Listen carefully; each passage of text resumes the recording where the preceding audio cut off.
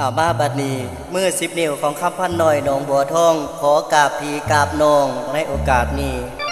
มือนี้มาประสันบทบาทหน้าเวทีกับน้องสาวลาตุกตาจังใดกะยาเนาะอีแม่เนาะอีพ่อเนาะสิขอหยอกสาวตุกตาเพิ่นก็ได้สิถามข่าว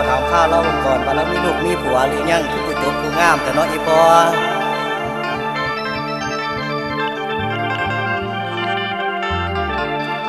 ละสั่งมางามแท้เดลาละซื้อว่าสาวตุกตาไผกะห้องไผกะสามละงามหลายเดการดางามกระดักกระดอกบ่เคยพอกามพบเห็น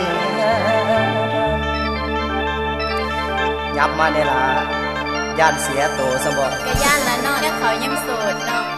หลายนี่มาพบพ่อเบ้ามอขอถามเสียงละมีซื้อน้ำปักก่อนยังละสั่งว่างามแทนอแก้ว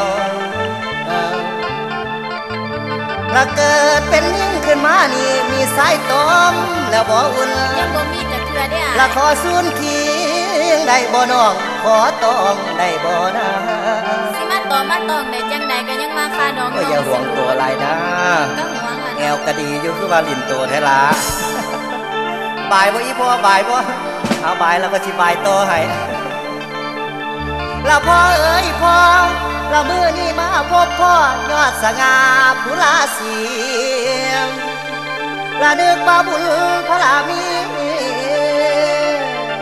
พี่อยากดมนอถามแก้วโอ้ยสิถามอย่างอีกเนาะละถามเบิ่งแล้วน้ำเสือตะกุนใดบอกอายแน่ละนะเอ้ยถามถึงพ่อถึงแม่ผู้อยู่ไกลอยู่ไกล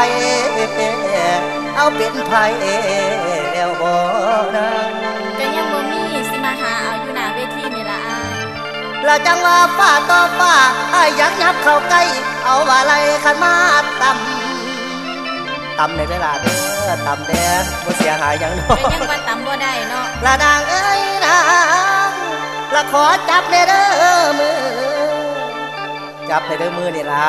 บ่ทันมีแหวนมันที่บ่ละขอจับมือแขนซ้ายจับแขนขวา